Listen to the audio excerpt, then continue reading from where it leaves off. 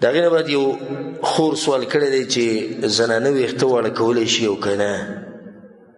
الجواب، زمونږ په دې معاشره کې بعض علما داسې چې هغو بې ځایه سختیانې جوړوي په مسلمانانو، او زمونږ د عوامو داسې دي چې کوم علما داسې کوم عالم داسې د سختې ټاپې ډېرې راچوي وي ډېر خوښ حق پرست عالم دی، حق پرست چې څه یې ووایي. د حق پرست علامت څه دی؟ چې څه یې ووایي، که ګډې وډې ووایي او که مسلمان یې کافر کو که څه یې وکړو، نو دا سختې سختې فتوې به راچوي.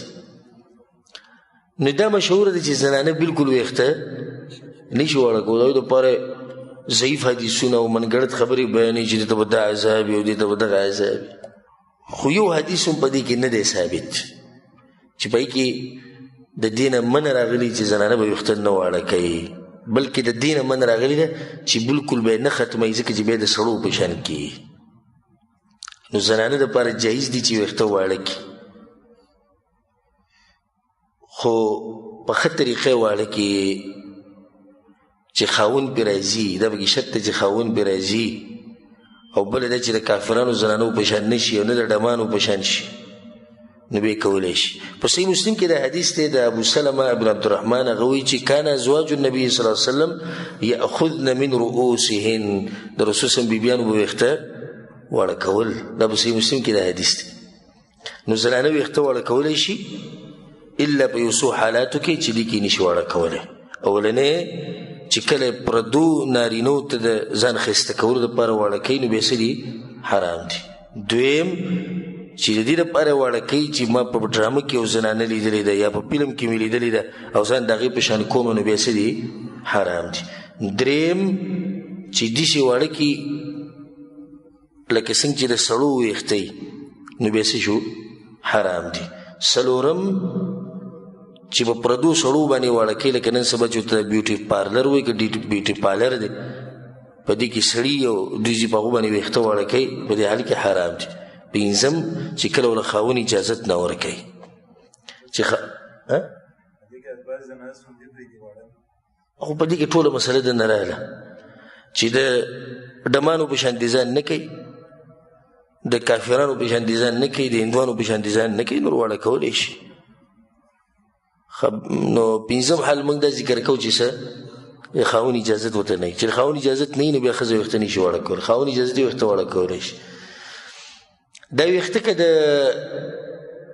شاته سوکي ته اخلي او که مخې ته شونډي، نو دواړو طرفونو نه ویښته واړه کول څه دي؟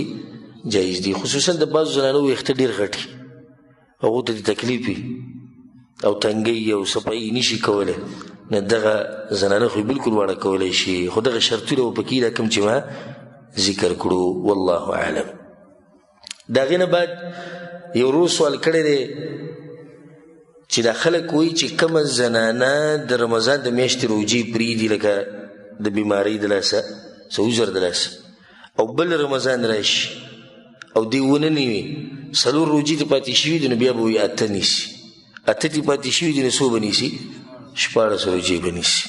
دا خبره صحیح ده که نه؟ الجواب، په دې باندې د ټولو امت او د ټولو علماو امامانو اتفاق دی چې چا روجه څه د عذر دپاره پرېښوده، نو بیا به قضا راګرځوي مخکې د دې بل رمضان نه. او په هغې باندې دلیل په صحیح بخاري صحیح مسلم کې عائشة رضی الله عنها وایي کان یکون علی الصوم من رمضان، په ما باندې به د رمضان د میاشتې روجې پاتې وي، فما استطیع ان اقضیه الا فی شعبان. نو کله به مې راوګرځولې؟ شعبان کې. په شعبان به یې څه راځي؟ رمضان. یعنې د بل رمضان به نږدې و، ما به قضا راوګرځوله. ولې به یې دومره لیټ کوله؟ وذلک لمکان رسول الله صلی الله علیه وسلم، د رسول صلی الله علیه وسلم خدمت. دې خبرو د لاسه به رانه لیټ شو. لکه یو زنانه نه روجې پاتې شوې او بل رمضان راغی، نو د دې به په 2 حالاتو کې یو وي. اولنی که د عذر د لاسه لیټ شوي، لکه دا زنانه بیماره وه، وی نیسم خو بیماره وه، نیسم بیماره وه، عذرو تر دې چې بله روجه راله، نو په دې باندې هېڅ هم نشته، هېڅ ګناه پرې نشته. د روجې دې ونیسي او بیا دې وروسته د هغه روجو قضا راوړي. دویم حال دا دی چې عذر ورته نه وي، خو سبا یې نیسم، بل سبا نیسم، سبا نیسم، بل سبا نیسم، او بل رمضان راغی، نو په دې باندې ګناه ده. ګناه د دې ده چې دومره لیټ کړي چې بل رمضان راغی او دی ونه نیوي. خو سوال دا دی چې په دې باندې قضا خوشتي ده، روژه به نیسي، ګناهګاره ده، توبه دې وباسي. نو بعض علماوی په دې باندې کفاره هم ده، یعنې روژه به نیسي، ورسره به یو مسکین له خوراک ورکوي. خو صحیح خبره دا ده چې په دې باندې دلیل نشتی، او دا د امام ابو حنیفه رحمه الله مذهب دی.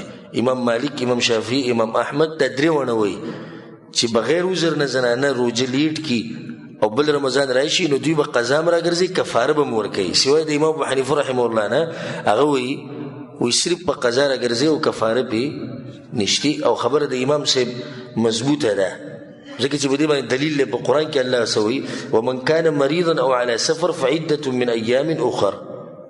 چې چا نه روجې پاتې شوي، بیمارۍ د لاسه، سفر د لاسه، بیا دې دغه روجې ونیسي په نورو ورځو کې، د کفارې څه تذکره ورسره نه ده کړې. امام بخاري رحمه الله هم دې خبرې له ترجیح ورکړې ده، او په اوسنو علماو کې شیخ ابن عثیمین رحمه الله هم دا خبره کړې ده. نو دا خبره کمزوري ده چې د زنانه نه روجې پاتې شوي او بل رمضان راغی نو دا به بیا د یو په ځای دوه نیسي، د دوو په ځای به څلور نیسي. دا بې سنده خبره ده. نو صحیح خبره څه شوه چې په دې خبره دې ښځه باندې څه دي؟ قضا، توبه وباسي، کفاره پې نشته. نو صرف قضا او د قضا سره په دې باندې توبه او استغفار چې د روجې قصدن لیټ کړي دي. والله اعلم. دا ورو سوال کړی دی چې د انسانانو د ویښته خرڅول جایز دي او که نه؟ الجواب، اوس داسې حالات دي پاکستان کې د خرڅي، ګورې هلته خرڅي او نایانو دکان ته چې ورشي نو هلته یې جمع کوي، دا بیا خرڅي. دا جایز دی او که نه؟ نو جواب دا چې دا جایز نه دي جایز. په دې کې خو د فقهاو او د علماو اختلاف هم نشته چې د انسان اندامونه، د انسان د جسم عیسا، د دې خرڅول، د دې بېعزتي کول دا حرام دي، ځکه چې الله دې انسان له عزت ورکړی ولقد کرمنا بني آدم. نو دا د انسان بېعزتي ده. نو د انسان اندامونه خرڅول دا څه دي؟ ناروا دي. د هغه د جسم څه خرڅول دا ناروا دي. نو دغه شان د انسان ویښته خرڅول دا څه دي؟ دا هم ناروا دي. والله اعلم. د هغې نه بعد یو ورور تپوس کړی چې زه حج له تللی وم او په حج کې ما چې کله شیطانان ویشتو، د جمرات وایي، زموږ خلکو ته شیطانان وایي، نو دا یوه جمره، دا یو شیطان ما 8 کاڼي ویشتی دی. نو په ما خو به څه نه وي. الجواب چې د ده ته یقین دی چې ما 8 کاڼي ویشتی دی نو و په کار دی، و خو شوي د زیاتي د لاسه هېڅ خبره نه ده. کمی راشي به سړی تپوس کوي، بیا به کې خبره شتي، خو دې کې خو کمی نه دی راغلی، و خو پوره شوي دي، و په کار دی، او دا یو پې څه شو؟ زیاتي شو. سړی خطا څه خبره ده، قصدن نه دي کول په کار. دا بعض نښتې وي پرېږدم یې نه، او په خپله د دغه شیطان ټولې خبرې مني، ټولې خبرې ونه مني. په دغه ځای کې به یې داسې دشمن شي، حالانکې داسې کې شیطان شتیم نه چې په دې کاڼي کې دننه شیطان. دغه ستن خو د سعودي عرب حکومت جوړه کړې ده، خو دلته شیطان راغلی و کله چې ابراهیم علیه السلام ته وسوسه اچوله، بس په کاڼي وویشتو. نو دا خبره دې بعضو پکې سم بلاکونه راغستي او چا لرګي راغستي او ولاړې وته. او د مخکې ورځو کې یو ویډیو کته د عرب به مو څه خلک دي، د عربو چې کړې ده څوک دی د ایشیا د ملکونو دی، او داسې رنګ نه داسې بنګالي انډین څه داسې ښکاري. نو هغه داسې یو څو میټرو نه رامنډه وهي، که داسې تاسو ویډیو لیدلي، دا کاڼي داسې نه ولې رامنډه وهي لکه کرکټ کې بالینګ نه کوي، لرې نه چې راوایي او رامنډه وهي چې لکه ښه مضبوط کړس دې وباسي ویې ولې. خو بیا دې ته ووایه ګوره ته چې دا پلانې کار کوې پلانې کوې، دا د شیطان ته مني، دا دله بیا نه مني، خو دا کار به کوي. نو خطا ورته نه دي په کار. رسول اسلام چې کومه طریقه ښودله څو کاڼي دي؟ اووه. بس اصل د شیطان ویشته دا دي چې خبره یې نه مني، دا د شیطان ویشته دي. دغه ځای کې دې وویشتو 2000 کاڼي ووله، 2000 ونه 2000 یې ووله او خبرې ونه مني، نو تا د شیطان سره څه دشمني کړې ده؟ دا یو ورور سوال کړی دی چې دا بعض خلک وایي چې ما له پلاني اجازه راکړې ده په دم اچولو کې. آیا په دم اچولو کې اجازې شتې او که نه؟ الجواب اجازه شتې، په دم اچولو کې اجازه شتې د الله د طرف نه ټولو مسلمانانو ته د اجازه. بس ده به یو ځان سره پړپړی ښودي، یو زړه پاڼه به راغستي، موږ له جي پلاني صاحب اجازه راکړې، کېده اجازه ځان سره. په دې باندې د خلکو نه مالونه وایي. دا به داسې لګولي لکه څنګه چې دا داسې هغه پروت دی که نه، داسې به دیوال پورې ځوړند دی. اجرا وایي جي موږ دا پلاني صاحب او پلاني صاحب او پلاني صاحب او پلاني صاحب و سوره فاتحه صحیح ووایه به دې پته ولګي. تا له د سورې فاتحې اجازه ولې نه درکوي چې ته دمونو ته نه چې ته له اجازې یې درکوي؟ د پلاني صاحب تا ته سورې فاتحه ولې نه ښووه؟ د پلاني صاحب تا ته عقیده ولې نه ښووه؟ اجازې څه شي اجازه ده؟ اجازت ته وایي که نه. نو اجازت خو الله را کړی دی موږ له، رسول الله سلم اجازت را کړی دی. دوه خبرې دي بس، اجازه دې پکار ده که نه؟ دوه خبرې دي، ټولو سره اجازه ده. یوه ده چې څوک دم اچوي چې دی متقي پرهیزګار انسان وي، 5 وخته مونځ کوي، عقیدې د توحیدي د رسول سم په طریقې د ګناهونو نه لري، د بدعاتو خرافاتو نه لري، دا سړی دې دم اچوي. خو دې اجازې ته دې شرط ته پکې ګورې نه ګوري. اکثر چې د اجازې ورسره که نه، دا به یو بدعمله انسان وي اکثر. او دویم شرط څه دی؟ چې دعاګانې ورته یادي، قرآن آیتونه ورته یادي، په ښه طریقه یې ویلی شي، بس دم دی اچوي. د ټولو نه ښه طریقه دا ده چې ته بیمار شي، په کوم ځینې تکلیف یې په حق ځیلاس کې ده په ځان قرآن ووایه، خبره ختمه شوه. خوا کې دې پلار دی که نه، پلار ته ووایه. مور دې خوا کې مور ته ووایه، یا مور راشي د سوره فاتحه را باندې وایي، د مینې نه به یې درته ووایي، اخلاص د زړه د کومې نه به درته ووایي، ته ګوره چې الله شفا درکوي که نه. دی به رواني ګاډي کې به ناست او پلاني چې ته شي نه چې د هغه سره خاص اجازه ده. اوس زه د خپل ځاني زده ووایم، ما الحمدلله قرآن راته زباني یاد دی، دعاګانې راته ښه یادې دي، او څه ټک خطا علم هغه راسره شتي خلکو ته بیانو. خو داسې اجازه ما سره نشته چې مولوي صاحب ما له اجازه راکړي ته دمونه اچوله. زه اوس دم اچولی شم که نشم اچولی؟ اچولی شم، خو دغه خلکو په تله کې د هغو په قانون کې نشم اچولی. اثر نه کوي، وایي چې اجازه اوس نه اثر نه کوي. بیا دی چې مړ شي چې خپل زوی له ورکړي، چې مړ شي خپل زوی له ورکړي، تجارت روان دی جیله سلسله وار. دا پلانې پیر صاحب، دا پلانې پیر صاحب، د دې نه به انشاءالله دا ملګري ډېر خبرې دا کوم چې دلته درګۍ دا ناست دي، هلته دا قیسې میسې د اجازې مجازې هلته ډېرې زیاتې دي.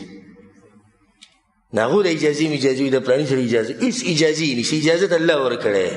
دغه دوه خبرې په کار دي کومې چې ما ذکر کړې، والله اعلم. دا یو ورور سوال کړی، ډېر ناشنا سوال یې کړی دی. وایي سپی چې مړ کېږي نو ساعت یې څوک اخلي؟ او که ته وایې چې ملک الموت یې اخلي، نو رسول صلی وایي چې هغه کور ته ملایک نه ننوځي چې کوم ځای کې صحیح سپی. الجواب اولنی به دا خبره ذکر کړو د فایدې دپاره چې د ځناورو نه سا څوک اخلي. دا مسله تاسو ته معلومه؟ چا ته معلومه؟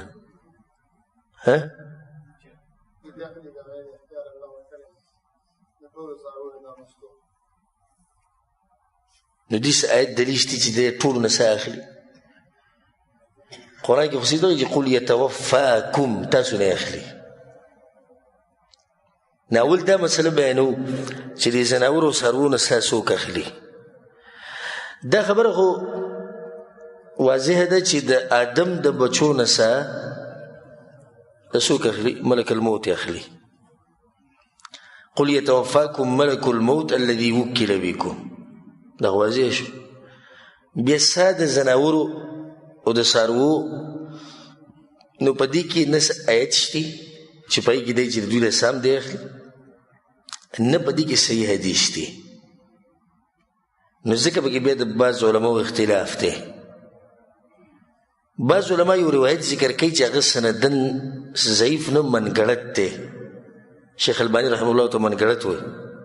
امام عقیلی راوړی دی، په هغې کې دا دي چې آجال البهائم، د څاروو ځناورو چې هغه هر قسمه اجالها فی التسبیح، چې څو پورې د الله پاکي وي دا به ژوندي فإذا قضى تصبيحها چې کله د پاکي ویل بند کې قبض الله ارواحها الله دې ساه واخلي وليس إلى ملك الموت من ذلك شيء او ملك الموت په لاس کې ویسه نشته دی لکه دا صحیح به خبر واضحه ده خو دا سندن سره ضعیف دی نو بعض علما دا وایي چې ټولو د ملک الموت ساه اخلي او ان شاء الله چې دلیل به دې واضحه نشته نو دا خبره به دغه عام پرېږدي چې ملک الموت د ټولو نه ساه اخلي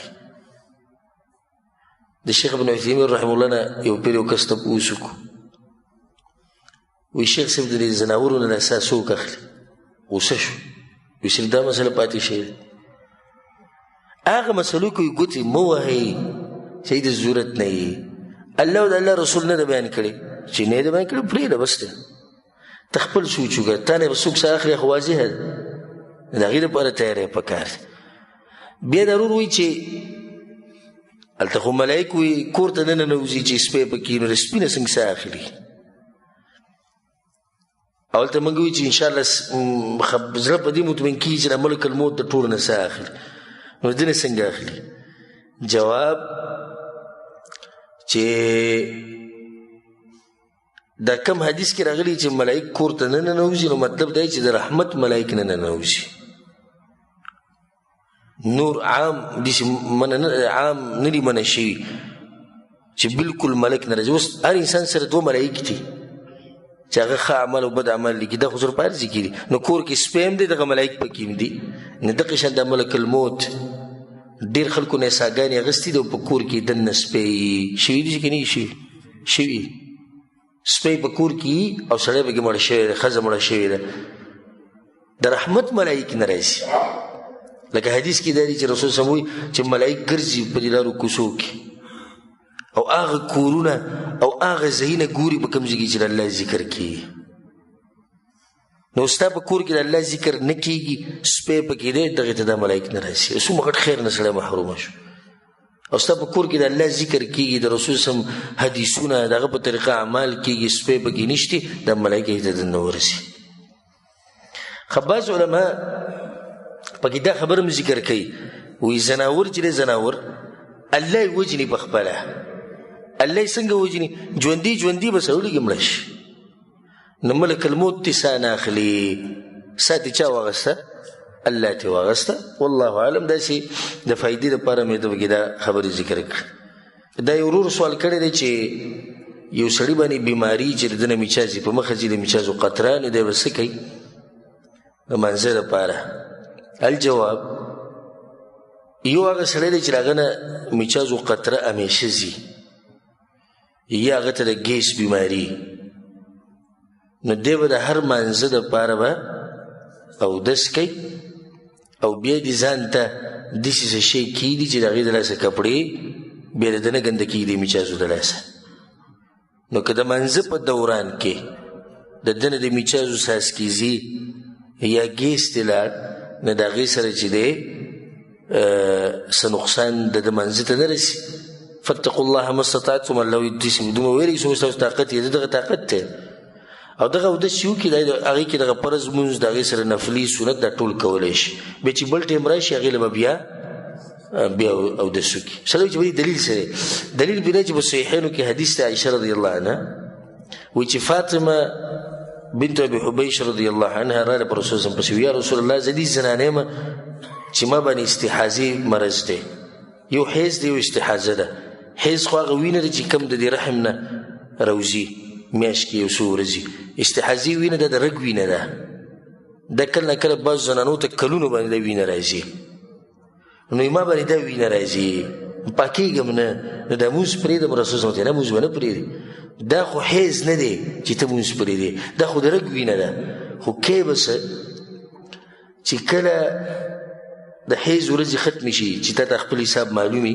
چې دا پکې د حیض ورځې راغلي چې کله دا ختمې شوي غسل به وکړي پاکه شوې ثم توضئي لكل صلاه او بیا به هر منځه دپاره څه کوې اودس به کوې نو علما وایي څنګه چې دې زنانه باندې دا وینه په مخه را روانه ده نو دقه شان د هغه سړي حال دی د چا نه چې میچازې په مخه ځي یا د چا نه چې د ګیس بیماري د هوا بیماري ده دا دقه شان دي خو بعض خلک داسې دي چې هغه کله دغه وکړي دا او میچاژ یې وکړي نو 11 منټه پورې پاو ساعته پورې د هغه نه قطره داسې ځي بیا ودرېږي نو دې د هغو په شان نه دی کومونه چې همیشه ځي نو دې سړي له پکار ده چې دی د لمانځه نه یو پاو ساعت 10 منټه 20 منټه مخکې اودس ماتی وکړي او بیا دې وروسته چاردام وکړي صحیح ده ښه که یو سړي باندې دا چل کېږي چې 10 منټه او پاو ساعت بعد ودرېږي او بانګ ویلی کېدو او اودس وکړو تشې میچاژ وکړې اودس یې وکړو اوس دی وایي چې زه مانځه له ځمه نو میچاژ خوب به رواني د 10 منټو پورې پاو ساعت 20 منټو پورې نو ده ته موږ وایو چې ته به صبر کوې د کوم وخته پورې به صبر کوې چې څو پورې میچاژ ودرېږي ده ته خپل وخت خو معلومېږي چې اوس ودرېږي په دې کې که دنه جمع مونځ هم لاړ نو دی څه دی معذوره دی ځکه چې دا خبره د دې نه زیاته ضروري ده مونځ په دې حال کې کول چې میچاژ یې نه بهیږي دا ضروري ده د دې جمع د منځه نه په دې ورسېدی که نه والله اعلم دا یو ورو سوال کړی دی چې وایي د بعضو عربو د عادت دی چې کله مونځ ختم کړي سلام وګرځي نو د منځه نه بعد ښی طرف ته او ګس طرف ته یې کسانو سره لاس میلاووي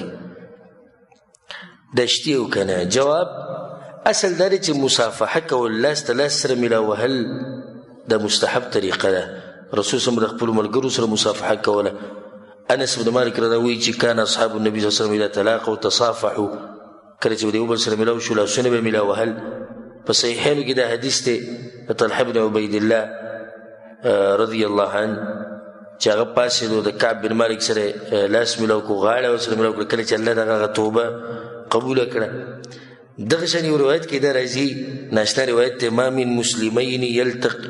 من مسلمین یتلاقیان فیتصافحان کله چې 2 مسلمانان د یو بل سره میلاو شي او لاس میلاو کړي لاس میلاو کړي ډېر خلکو ته پته هم نږدې کې څه اجر دی چې 2 مسلمانان میلاو شي او لاس میلاو کړي الا تحاتت عنهما ذنوبهما کما یتحات عن الشجرة ورقها د دوی نه د ګناهونه داسې وریجېږي لکه د ونې نه چې پاڼې ریجي د دې مصافحې سره دا دومره اوچت عمل دی نو دا مستحب طریقه ده په جومات کې بهر د جومات نه په هر ځای کې خو د دې نه عادت جوړول او دې ته عبادت ویل دا بدعت دی د بعضو خلکو دا ذهن دی چې دا یو عبادت دی چې څنګه سلام وګرځې نو ښی طرف ته او ګس طرف ته دوی سره به لاس میلاوې موږ نه بدعت دی ها عادت یې نه دی سلام یې وګرځو چې وکړو ملګری اوس خوا کې نه سلام هېڅ خبره نه او چې شوق دی چې لاس میلاومه ده سره دغه سره د اذکارو نه بعد به میلاوې اول اذکار وکړه مسنون اذکار د هغې نه بعد بیا لاس میلاو کړه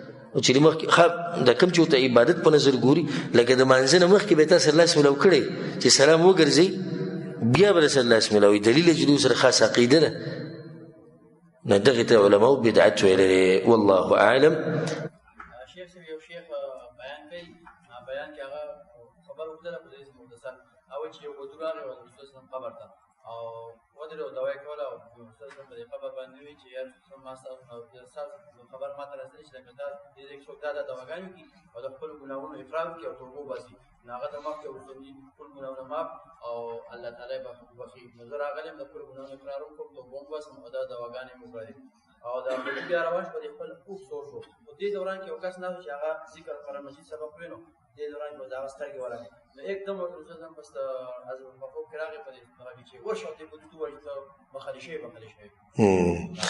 دا واقعي د دې واقعي نه معلومیږي چې دا چې د قصه ګو مولوي صاحب بیان کړی دا او اسې هغه خپل جماهیر ډېرې جماهیر په عربۍ کې څه ته وایي دا کوم چې ناس خلک دي دا ډېرول د دې خلکو د ډېرولو دومره اسانه طریقه ده که نه زه درته یعنې څه وایم دومره ناشنا او دومره اسانه طریقه ده د دروغو قصې شروع که چا ته څه وایه مو چې په تا کې غلط کار دی پستې پستې خبرې کوه دروغ قصې کوه د هغې سره جاړه دا ټوله دنیا تا سره کېږي نو دا منګړت واقعه ده اول خو دې کې دا شرکي واقعه ده چې د رسول صلی الله بخانه غواړي بیا دویمه ده چې کوم ځای کې دا چې د رسول صلی د قبر په خوا کې ورشو هلته وجاړه هلته د دعاګانې وغواړو زما ګناهونه وبخه او د اذکار ووایه او د دعاګانې ووایه مخکینی او راتلونکي ګناهونه به ټول تیر شوي او راتلونکي ګناهونه به ټول وبخلی شي ټول منګړت خبرې دي والله اعلم انسان خو د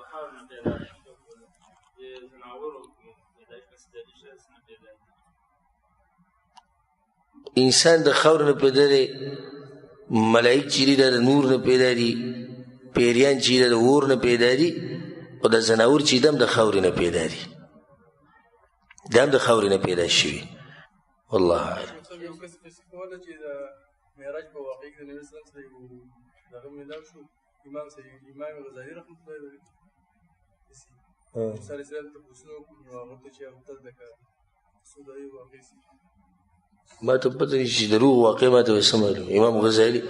امام غزالی ملاو شو د رسول سره په اسراء او معراج، ولا شتینه امام غزالی ورته دغه شان دی. هغه ما کس مورته دا منګړ دا غلطي عقیدې ده. الحمدلله اوس خلک ډېر ښه شوي، پوه شوي دي چې دا قصې څه دي، دا غلطي دي. الله دې ته موږ ساتي. والله اعلم.